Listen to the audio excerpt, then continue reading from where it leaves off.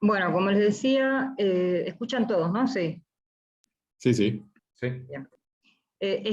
La clase es sistemas de calefacción. En particular nos vamos a centrar en lo que son sistemas de calefacción central por agua caliente. Existen también por vapor, pero son muy viejos, están en desuso, entonces no nos vamos a parar demasiado en eso. Como para que tengan una idea de cómo funciona, les vamos a nombrar nada más. Lo que ustedes tienen que hacer en su trabajo práctico es un sistema central para agua caliente. Bueno, como componentes generales de la instalación, lo primero que el primer componente que vamos a tener es la sala de máquinas, donde vamos a ubicar la planta térmica, que a su vez tiene varios componentes que ahora vamos a ir viendo. Después tenemos las tuberías de distribución, que son montante y retorno, porque se denominan de la misma manera que en lo que era distribución de agua para consumo. Después tenemos otro componente que no tenían o que no habíamos visto en lo que era distribución de agua, que es el vaso de expansión. No sé si esto les está molestando acá. Y el último componente que vamos a tener así de una manera general en la instalación son los equipos terminales, que en nuestro caso van a ser radiadores. Bueno, la planta térmica está compuesta de lo que es la caldera, que es donde vamos a acondicionar el fluido calefactor, que es agua en nuestro caso, y aparte de la caldera vamos a tener el quemador, que es con lo que producimos la llama para calentar el fluido calefactor adentro de la caldera, los controles propios de cada caldera, que vamos a ver que dependen del tipo de caldera que nosotros elijamos, el conducto de evacuación de humos, que va siempre, y el abastecimiento de combustible en caso de elegir un quemador a petróleo, por decirlo de alguna manera. Bueno, el primer componente, que son las calderas, se van a clasificar según tengamos un sistema central o tengamos un sistema individual. En lo que son sistemas centrales de calefacción, las calderas pueden ser seccionales o tubulares. Dentro de las tubulares hay humotubulares o acutubulares según el fluido calefactor, y después, si el sistema de calefacción es individual, que no es nuestro caso, las calderas pueden ser de tipo calefón o de tipo cocina. Bueno, dentro de las calderas para sistemas centralizados, el primer tipo que encontramos son lo que son las calderas seccionales, que directamente ven que se produce la llama y tiene contacto directo con el agua que tenemos que calentar. Estas calderas son muy, muy viejas, son de hierro, son muy pesadas. Lo que sí tienen como ventaja es que se compran desarmadas y se arman adentro de la propia sala de máquinas, entonces para confeccionarlas son muy fáciles. El segundo tipo de calderas que vamos a ver son las humotubulares, que son calderas que se denominan de 3 pasos, porque el fluido calefactor, que en este caso es humo, circula por 2 haces de tubos que están acá abajo. Yo no sé si esto se ve. Entonces se produce la llama en el quemador, o sea, se produce la combustión acá, y por estos tubos va a circular vapor a alta temperatura que va a calentar toda el agua que está dentro de la caldera, que es la que nosotros vamos a distribuir después a los radiadores. El segundo tipo de caldera, de las que son tubulares, son las acotubulares, donde la diferencia con las anteriores es que por los tubos, en lugar de generar vapor a alta temperatura, lo que va a circular a alta temperatura para calentar nuestra agua que vamos a repartir después al sistema de calefacción, es agua. Y por último tenemos lo que son las calderas de hogar presurizado, que me olvidé, que tienen la ventaja de que son de menor tamaño y de que ya vienen totalmente armadas, con el quemador, con todos los componentes que se necesitan juntos. Las desventajas que son bastante más caras y tienen un sistema de funcionamiento distinto, como pueden ver, al de las tubulares, porque acá el fluido que nosotros tenemos que calefaccionar no pasa por dos haces de tubos, está en contacto directo con lo que sería el fluido que va a calefaccionar el agua. Tanto las calderas de hogar presurizado como las tubulares que vimos antes tienen la ventaja de que son mucho más livianas que las seccionales, son las que se usan en general. Lo que tienen de desventaja es que tenemos que ingresarlas a la sala de máquinas ya armadas, entonces necesitamos disponer tener de alguna manera planeado cómo las vamos a meter adentro de la sala de máquinas.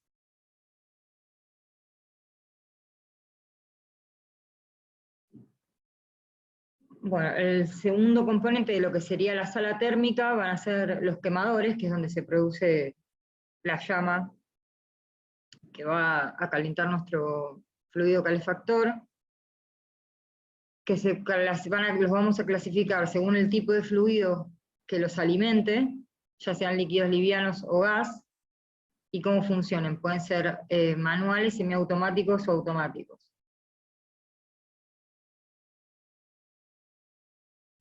Acá tienen imágenes de cada uno. En general, como ventaja, nosotros siempre vamos a preferir trabajar con quemadores a gas, porque en ese caso el combustible lo vamos a tener directamente provisionado. En el caso de tener un quemador, si no hay distribución directa de gas, lo que vamos a utilizar es un quemador a un fluido líquido, y bueno, para eso vamos a ver después de que tenemos que tener aparte que dimensionar el tanque de combustible, arreglar el aprovisionamiento, y un par de cuestiones más que vamos a tener que tener en cuenta. Este es un quemador a gasoil. Ven que tiene una bomba de combustible, bueno, tiene su funcionamiento particular. Esta es una imagen como para, si quieren detenerse a verla, para nosotros vamos a dimensionar un quemador y lo vamos a poner en la caldera.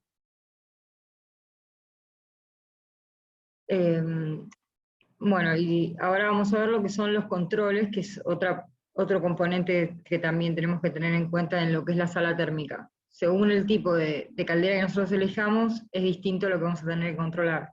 Una cosa es si vamos a tener una caldera que funcione a agua caliente, o sea, agua tubular, o si tenemos una caldera a humo tubular, donde tenemos que controlar la presión del vapor.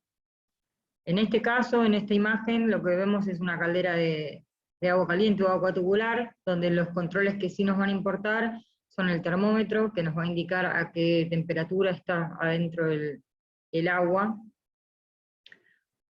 un acóstato que nos indica los niveles, y un hidrómetro que también nos indica nivel.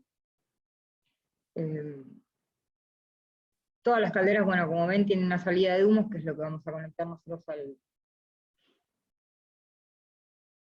al que vamos a dimensionar después. Obviamente tenemos que tener un acceso, y otra cosa que me olvidé de nombrarles antes, que sí hay que tener en cuenta, es dejar margen entre las paredes y la caldera, ¿no? Para poder, todo lo que es mantenimiento, sí o sí, poder llevarlo a cabo.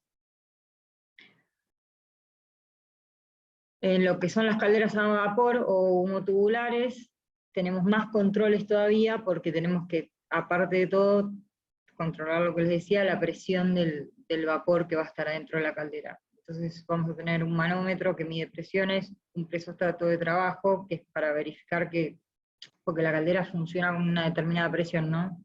Entonces, para saber que estamos siempre dentro de esas presiones, un presóstato de seguridad, que lo que hace es no permitir que nos pasemos de esa presión máxima que puede tener la caldera adentro. Y después tenemos controles automáticos de niveles, un control visual de niveles, y una válvula de seguridad en caso de que, bueno, nos pasemos de esa presión, como para poder tener una válvula de escape y poder controlar. Todo esto ya viene con la caldera, ¿no? Obviamente, eso uno compra la caldera de tubos y viene así. El otro componente que vamos a tener es el conducto de evacuación de humos, que era lo que no me salía antes. Que es lo que va a ir que va conectado obviamente a la caldera. Y el conducto de humos lo vamos a tener, de evacuación de humos lo vamos a tener siempre, no importa si usamos un sistema central o si usamos un sistema individual. La diferencia es que si tenemos un sistema central tenemos lo que se denomina un conducto único, y si tenemos un sistema individual vamos a tener un conducto colectivo donde vamos a tener que unirnos, sí, piso por piso o unidad por unidad, para poder despejar todos los humos que se produzcan por la combustión adentro de la caldera.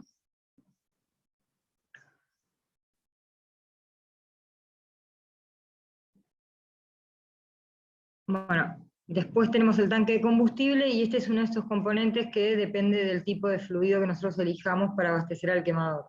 Si nosotros elegimos gas, no necesitamos el tanque de combustible. En el caso de elegir un quemador a gasoil, necesitamos un tanque de combustible que va a ir unido a ese quemador para poder abastecerlo del combustible. Si tenemos el tanque de combustible, tenemos que saber que el tanque de combustible tiene que estar enterrado, pero no puede estar enterrado a cualquier profundidad, tiene que tener 1 metro, tenemos que poder tener una tapa de inspección para controlarlo, tiene que tener una cañería para cargar combustible, porque el aprovisionamiento es externo, ¿no? Va a venir alguien con un camión y nos va a llenar el tanque, tiene flotantes para poder medir los niveles adentro y saber si tenemos que llenar el quemador o no. Tiene que tener una ventilación también. Bueno. Y el otro componente que es bastante importante en este tipo de instalaciones son las aislaciones térmicas, que nosotros, lo único que les sabía, porque nosotros cuando hicimos aprovisionamiento de agua caliente les habíamos nombrado los dilatadores que tenían que tener las cañerías, pero no le habíamos dado tanta importancia. Pero en esta parte es como, para este sistema sí es muy importante tener en cuenta las pautas constructivas y lo que son las aislaciones, porque todo va a estar a muy alta temperatura,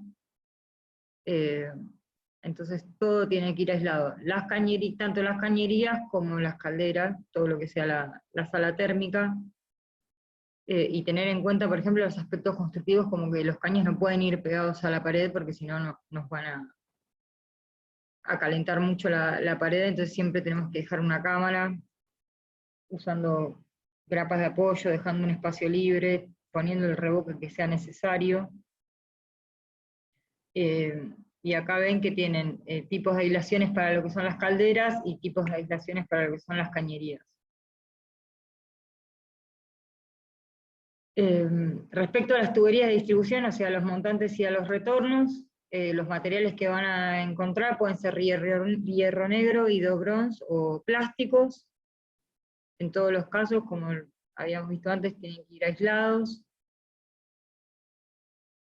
Y en estas cañerías tiene que ir lo mismo que habíamos visto en provisión de agua caliente, son los dilatadores.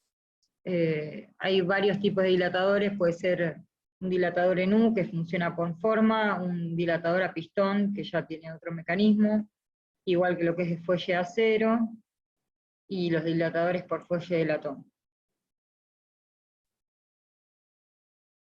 Otra manera de salvar las dilataciones también es el enlace de cañerías verticales y horizontales.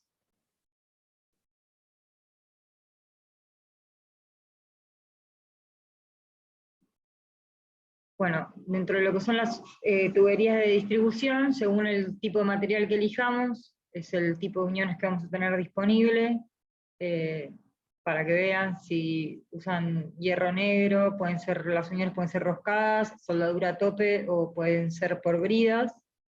Si son de hierro bronce pueden ser roscadas o soldaduras, y si son plásticas pueden ser roscadas, termofusión o electrofusión.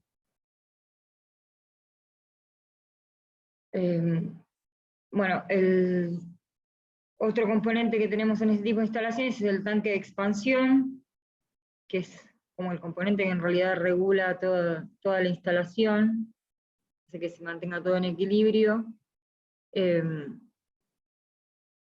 porque la función del tanque de expansión es regular la diferencia de presión entre el montante y el retorno, porque bueno, como hay distinta temperatura entre una cañería y otra, obviamente se da una diferencia de presión, entonces tanto los montantes como los retornos van a estar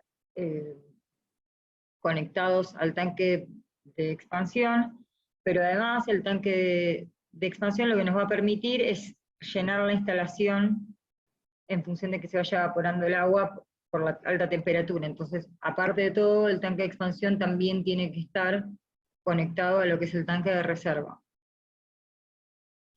Y por último, la tercera función que tiene, que también es bastante importante, es que expulsa, si se llega a dar que se genere aire dentro de la instalación, como el vaso de expansión aparte tiene un escape, hace que la instalación quede conectada a presión atmosférica. Entonces, como que siempre mantiene la presión normalizada.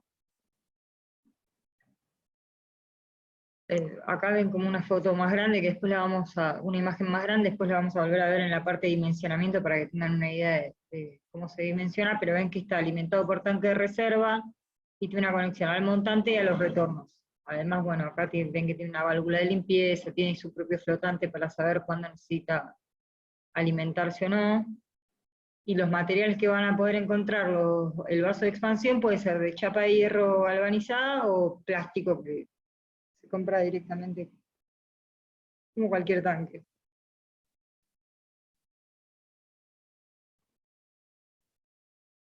Lo que son los equipos terminales, hay varios tipos, pueden ser radiadores, los primeros los deben de haber visto en hospitales o en alguna escuela vieja, que son de estos viejos, que son como de hierro. Hay convectores, que funcionan por convección y no por radiación como los anteriores, caloventiladores y zócalos radiantes.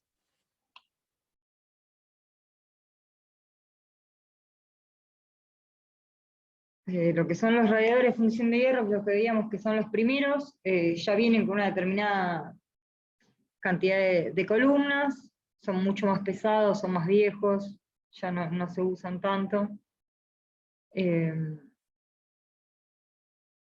Después tenemos radiadores de aluminio, que son los que ustedes van a disponer en el trabajo práctico, o por lo menos en general, que la diferencia de los anteriores es que, bueno, como son de aluminio, obviamente son mucho menos pesados, y estos radiadores, ustedes van a ver que cuando tengan la tabla del proveedor, se dimensionan por cantidad de columnas, o sea, en realidad uno sabe la capacidad que tiene para calefaccionar cada columna, y uno después elige la cantidad de columnas según el calor que le tenga que dar a un ambiente. Bueno, lo que son los componentes importantes que tenemos que tener en cuenta en los radiadores, que son todos para control, son el retorno, obviamente que está por abajo, el grifo de aire, por una cuestión de seguridad, de si hay diferencias de presión adentro de la instalación, y lo que es la llave de doble reglaje, que nos va a permitir le permite al usuario poder controlar lo que es la temperatura del radiador, pero además nos da la posibilidad también de cortar y poder utilizarlo en el caso de necesitar una reparación. Bueno, y abajo les muestro, están indicadas todas las llaves que tienen que tener los radiadores. Bueno, estos son lo que son los convectores, que bueno, funcionan por convección, no por radiación como los equipos terminales que habíamos visto antes, y básicamente lo que funciona es que entra el aire frío por abajo y sale calentado arriba pasando por el convector. Acá tienen, esto bueno, es una imagen, y acá tienen el corte también para que lo vean. Los caloventiladores, bueno, ya funcionan de otra manera, el aire se trata y pasa por un ventilador y lo expulsa caliente al ambiente. Y los últimos equipos terminales que vamos a ver son los termozócalos, que funcionan en realidad muy parecido al convector, pero se cambia, es como la distribución en sí del equipo terminal cambia. Esto es lo que tienen, bueno, también obviamente siempre estos se dimensionan en función del calor que tenemos que darle al ambiente, pero bien dados por la tabla del proveedor, uno lo que hace es saber cuál es el calor que tiene que darle al ambiente. Bueno, y esos son la parte como teórica, esos son los componentes de la instalación, y ahora vamos a ver lo que es el dimensionamiento propiamente dicho de lo que es la instalación de calefacción por agua central. Lo primero que vamos a necesitar para empezar con nuestro dimensionamiento es el balance térmico de invierno, ¿no? Una vez que tengan el balance térmico de invierno, nosotros lo que vamos a tener ya, lo que vamos a en definitiva obtener, que es lo que necesitamos, es la cantidad de calor que vamos a tener que transmitirle a cada uno de nuestros ambientes. Como esquema conceptual básico de lo que nosotros vamos a tenemos que diseñar es la planta térmica, con todos los componentes que vimos antes, los equipos terminales, las canalizaciones de alimentación, y las de retorno, que son las cañerías. Bueno, lo primero que vamos a establecer es que nosotros vamos a dimensionar un sistema de calefacción de agua caliente por termofusión, o sea que no va a estar presurizado. Nosotros decimos que tenemos suficiente diferencia de temperatura entre una cañería y la otra para que el agua se desplace sin ningún tipo de presurización, que es el mismo sistema que usábamos en provisión de agua caliente. Lo segundo que vamos a tener que establecer, como también habíamos definieron en el trabajo práctico de provisión de agua caliente, es qué tipo de distribución vamos a usar. En el caso del sistema de calefacción, podemos tener lo que se denomina una distribución superior o una distribución inferior. Que en definitiva esto lo que nos está diciendo es cómo el agua caliente va a llegar a los equipos terminales, o sea, a los radiadores. En lo que es el sistema de distribución superior, el montante primero va libre y después el agua caliente va a bajar y se va a alimentar a los radiadores con otro montante que va a venir alimentado por este. En lo que es distribución inferior, directamente se va de la caldera al montante y este montante es el que alimenta directamente a los radiadores.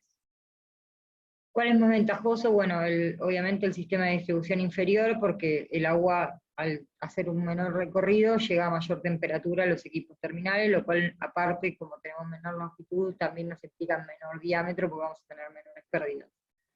Pero hay casos en que, bueno, la distribución arquitectónica del edificio no nos permite tener una distribución inferior, tendríamos que hacer una distribución superior. Pero sí es algo que nosotros tenemos que ya determinar como parte del diseño antes de ponernos a dimensionar nada. Bueno, y dentro de lo que son los componentes, lo primero que vamos a hacer es dimensionar todo lo que sea la sala térmica, y dentro de la sala térmica lo primero es la caldera. Para dimensionar la caldera lo que vamos a necesitar es el calor del balance térmico, que sería el calor propiamente dicho de lo que es calefacción, y el calor de uso sanitario. Que el calor de uso sanitario es el calor que nosotros vamos a necesitar para calefaccionar el agua para provisión de agua caliente, que nosotros en el trabajo práctico de provisión de agua no lo hacíamos. Bueno, acá nosotros vamos a considerar que en una única caldera vamos a calefaccionar toda el agua caliente que vamos a necesitar dentro del edificio. Entonces, vamos a considerar los dos. La primera cantidad de calor que necesitamos la sacamos del balance térmico. El segundo, que es el calor de uso sanitario, lo vamos a calcular con esta formulita, que es una pavada, que es en función del volumen que nosotros necesitamos de la caldera para provisión de agua caliente, considerando el peso específico del agua y el calor específico que necesitamos para calentar el agua a estas temperaturas, ¿no? O sea, esta temperatura es lo que nosotros más o menos consideramos que es la temperatura que va a tener que tener esa agua, la de uso sanitario, y entre 1 y 2 horas es es el tiempo que nosotros estimamos que va a funcionar la caldera para eso. Entonces, ya teniendo las dos cantidades de calor que nosotros necesitamos, y considerando un 40% de pérdidas por que puede haber intermitencias en el servicio por todos los desvíos de cañerías, las curvas, las llaves, y pensando que puede haber problemas, deficiencias en las aislaciones, consideramos un 40% de pérdidas. Entonces con esos dos valores conseguimos la cantidad de calor necesaria para nuestra caldera en kilocalorías por hora. Una vez que tenemos las kilocalorías por hora necesarias nuestras, entramos a una tabla que nos va a dar un proveedor, según el tipo de caldera que nosotros elijamos, puede ser de tubo sacotubular o humotubular, y con esta cantidad de calor y la tablita sacamos nuestra caldera.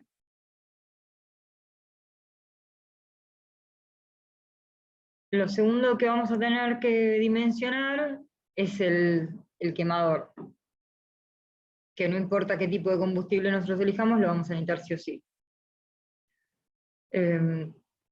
Lo primero que entonces para dimensionar el quemador, vamos a considerar que tenemos un 30% más de requerimiento de lo que nosotros obtuvimos de la caldera. Vamos a elegir un proveedor, en función también del tipo de combustible que nosotros elijamos, ¿no? Y con eso vamos a sacar la cantidad de calor esta máxima del quemador.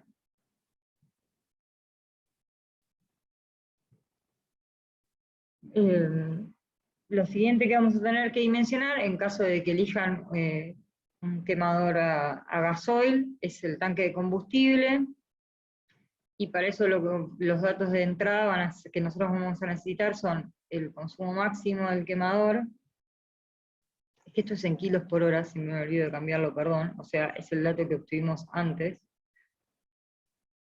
La densidad del combustible, del gasoil que vayamos a utilizar, y el tiempo de funcionamiento de la caldera, que uno lo puede estimar en 8 horas. Entonces, con eso vamos a sacar el consumo en litros por día.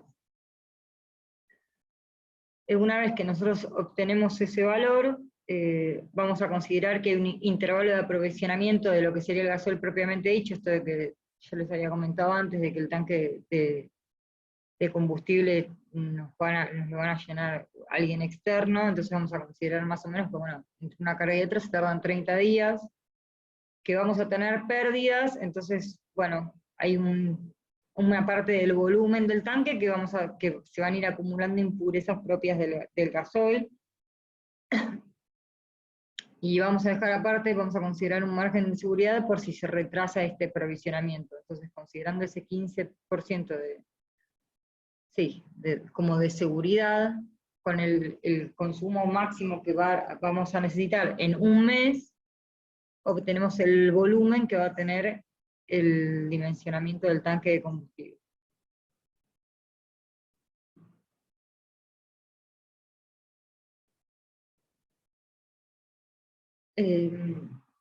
Después vamos a dimensionar lo que es el conducto de evacuación de humos, que esto, bueno, como yo les había dicho antes, no importa el tipo de caldera y no importa el tipo de combustible que nosotros utilicemos para el quemador, lo tenemos que dimensionar siempre. En este caso, como ustedes van a tener un sistema centralizado, vamos a tener un conducto de evacuación único, y para poder obtener este dimensionamiento, los datos que nosotros vamos a necesitar son la altura total que va a tener el conducto, que bueno, más o menos uno considera que es la altura del edificio, en realidad puede ser, no es exactamente eso, porque en general sale por sobre la caldera, entonces no sería exactamente el nivel de piso terminado de la sala de máquinas, pero como uno tiene que tener una evacuación a los 4 vientos, asumimos que es por sobre la terraza, entonces bueno, como aproximación es inversamente proporcional es dependiente de la altura del edificio, como para hacer un predimensionamiento está bien. El otro valor que necesitamos, bueno, es el calor que necesitaba la caldera. Y por último, lo que tenemos que tener en consideración también es el tipo de combustible que vamos a tener. Porque según ese tipo de combustible, es mayor o menor la producción de humos que vamos a tener. Entonces, bueno, como ven, está este coeficiente beta que dice, bueno, según el tipo de combustible que uses, va a tener que ser más o menos la sección de tu conducto. Otra cosa que sí es importante que tengamos en cuenta es la parte constructiva de este conducto. Por este conducto van a circular humos que van a estar a alta temperatura, entonces ven que tiene que estar con una cámara de aire, que el ladrillo interior tiene que ser refractario, y que recién después vendría lo que sería la mampostería propiamente dicha del conducto, tener cuidado dónde lo vamos a ubicar. Tiene que tener una puerta de limpieza, tiene que tener una entrada de aire, y saber siempre que por debajo del nivel de entrada del conducto hay que dejar un espacio que se llama depósito de Jim, para que todo lo que sean las impurezas que circulen por ese humo tengan lugar como para descartarlo.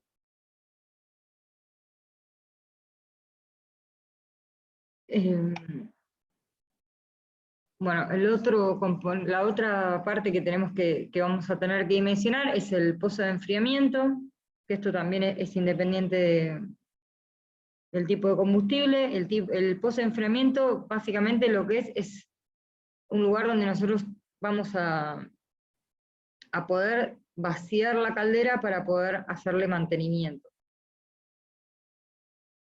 Entonces, para poder dimensionar este componente, lo que nosotros vamos a tener que saber siempre es el volumen de la caldera.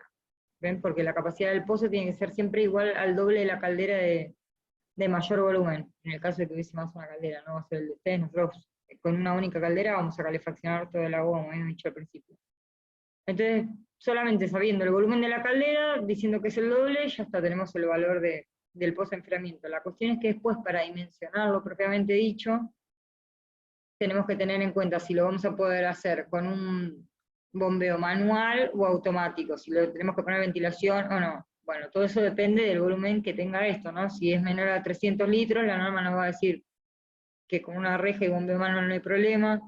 Si el volumen no da mayor a 300 litros, tenemos que ventilarlo. Tenemos que saber que la profundidad del pozo de enfriamiento tiene que ser un 50% más grande de la dimensión más grande de la base a la vez. Pueden ser cuadrado, rectangular, circular, eso no hay problema. Tenemos que disponer de una boca de desagüe para poder inspeccionar las cañerías que están conectadas a esto, y bueno, ponerle una reja, ¿no?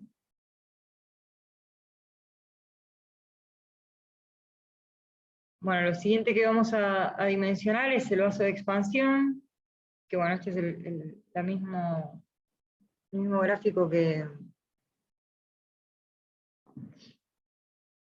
habíamos visto antes, pero bueno, ahora les va a quedar más claro. Es como, bueno, nosotros ¿para qué queremos el vaso de expansión? En definitiva, para regular como todo lo que va a suceder en la instalación.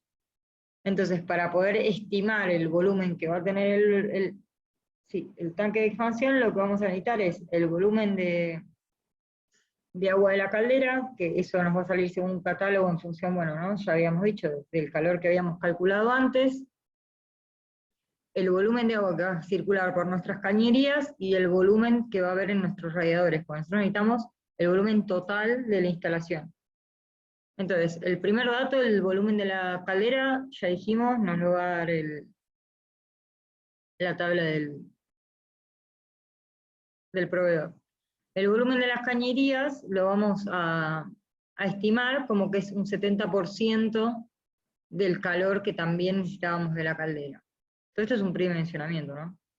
Y por último vamos a estimar el volumen que necesitaríamos para de dilatación de los radiadores, que es entre 3 y 5 litros de la superficie de radiación, donde la superficie de radiación es los metros cuadrados de los locales que nosotros vamos a elegir calefaccionar. Nosotros no vamos a calefaccionar todos los metros cuadrados de nuestro edificio, ¿no? Vamos a calefaccionar los dormitorios y los baños, si queremos, pero y el living también. Pero los lugares de uso común no, podemos elegir alguna que otra sala no ventilar. Entonces solamente para el volumen de dilatación de los radiadores tenemos que tener en cuenta las superficies que nosotros sí vamos a querer ventilar, calefaccionar, perdón. Entonces, una vez que sumamos todos esos volúmenes, vamos a obtener el volumen de dilatación, que es entre un 3 y un 4% del volumen de agua de la instalación. Una vez que tenemos este volumen de dilatación,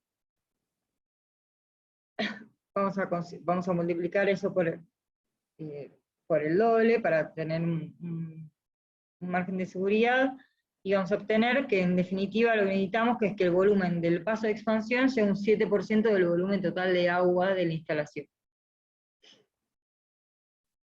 Después, bueno, como para que sepan cómo funciona el vaso de expansión, tiene un flotante, igual que los que tenían los tanques de provisión de agua, donde nos va a marcar según necesita que le aprovisione agua el tanque de reserva o no, si en nuestra instalación va a necesitar que el paso de expansión le dé agua o no. Bueno, y ahora pasamos al cálculo de las cañerías. Nosotros nos dijimos que íbamos a trabajar con un sistema que trabaja termosifón. Entonces, nosotros vamos a entrar a la tabla, vamos a establecer una diferencia de temperaturas entre el montante y el retorno, y con esa diferencia de temperaturas, entrando en la tabla de la norma, vamos a sacar lo que es la fuerza motriz disponible por par de cañerías.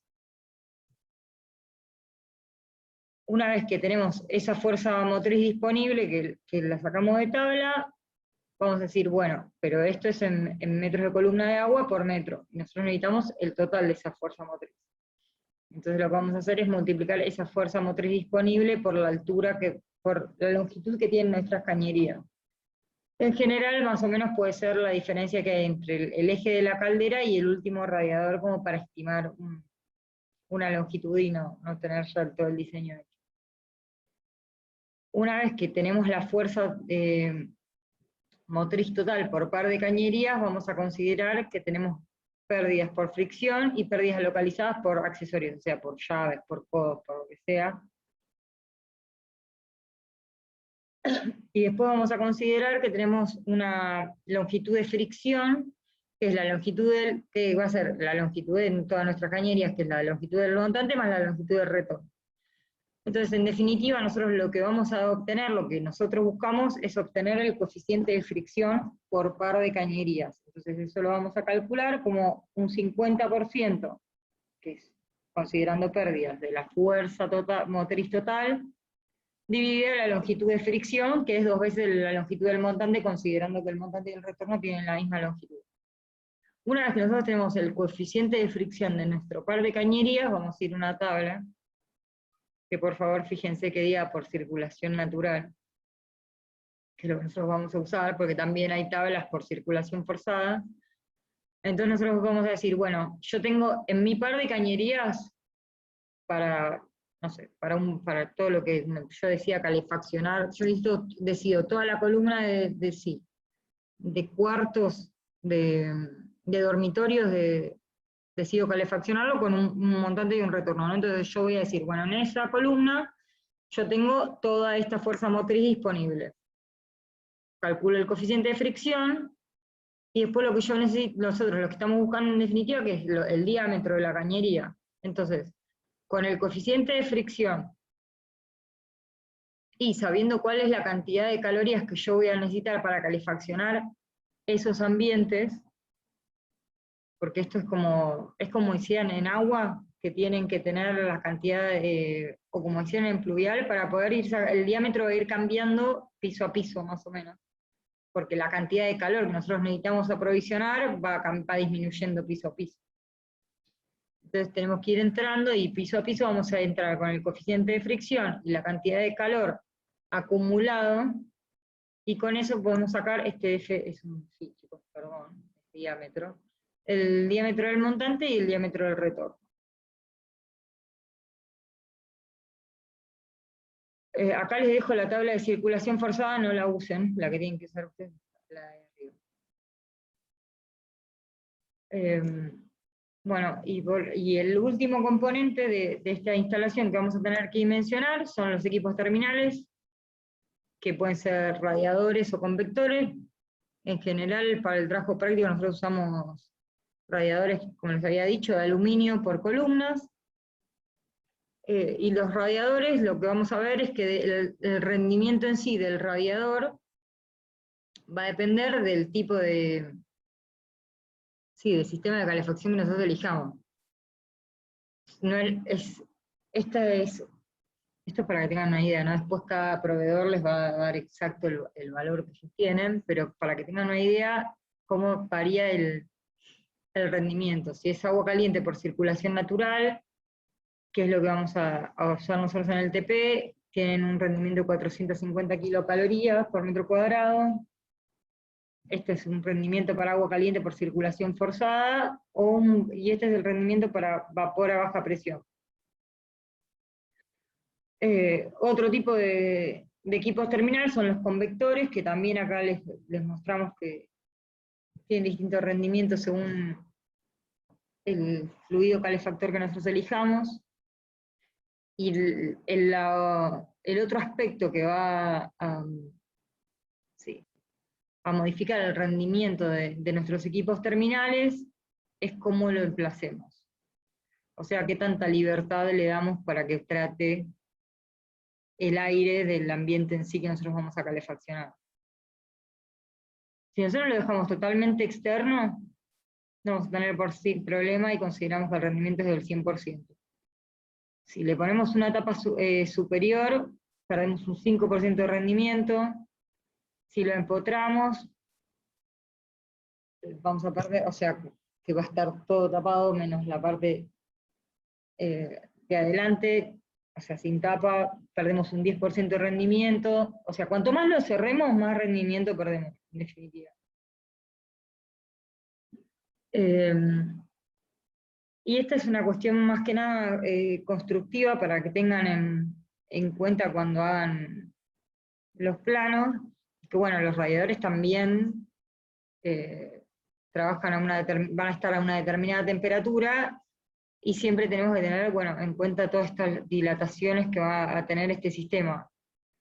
Entonces el radiador no tiene que ir pegado a la pared, tenemos que dejar siempre un espacio.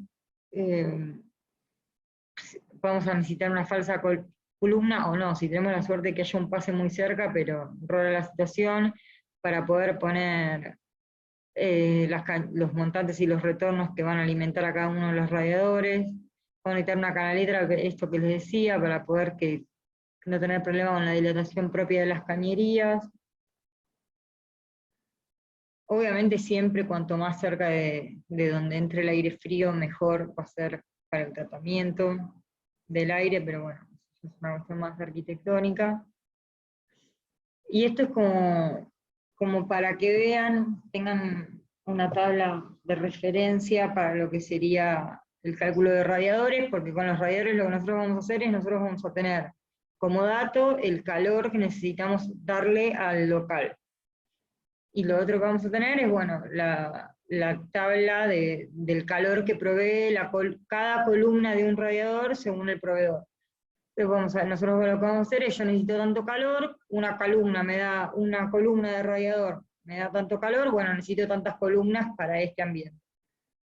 Y después, bueno, aparte de todo esto, tenemos que afectarlo, esto que decíamos, el rendimiento que va a tener, según cómo lo dispongamos, y según si vamos a trabajar con agua caliente, o vapor, o forzado o natural. Pero o sea, si es ordenado, van a ver que no les va a llevar demasiado. Bueno, y hasta ahí la clase de hoy. No sé si tienen alguna duda. Yo tengo una duda. Sí, ¿Viste para el cálculo de las cañerías, para el dimensionamiento? sí, espera que Eh, comparto así, si te muestro la filmina me parece que te va a ser más fácil. Dale. Acá. Sí, una más. Sí. Esta de acá, Sí, en la tabla, sí. sí, el caudal con el que entras a la tabla es el caudal de la caldera, o sea, con el 40% de las pérdidas. es el calor que vos necesitas en el ambiente, no es de la caldera. Ah, ok. ¿Me entendés? No es el total. Vos vas a decir, yo voy a usar este montante y este retorno para toda la columna, para todos los para todos los baños que estén, no sé, a la derecha de mi planta, ¿no? En 10 pisos. Entonces Sí, vos vas a decir, bueno, el primer diámetro que yo voy a obtener va a ser el de la cañería, el máximo, ¿no? O sea, claro, para llegar al último piso, sí. el acumulado de todos, pero eso sería solamente el calor que os van a necesitar para todos esos baños que vos tengas apilados uno arriba del otro. No es el calor total. Ok, Porque en general lo que tratamos de hacer es que es un par de cañerías por ambiente que tengamos que calefaccionar. perfecto. Y ponele, vos obtenés el primer tramo, por así decir, y pones el mismo Sí. para todo o sea, no lo vas No, reduciendo. no, lo vas reduciendo, por eso es el acumulado, vos lo vas disminuyendo. Ah, ok, perfecto. Listo, Vos sacás gracias. para el máximo, para el de todo, bueno, después si ya no tengo tanto, y bueno, sí, capaz que no puedes cambiar diámetro piso a piso, pero cada 2 pisos se te va reduciendo. Perfecto, gracias. No, de nada.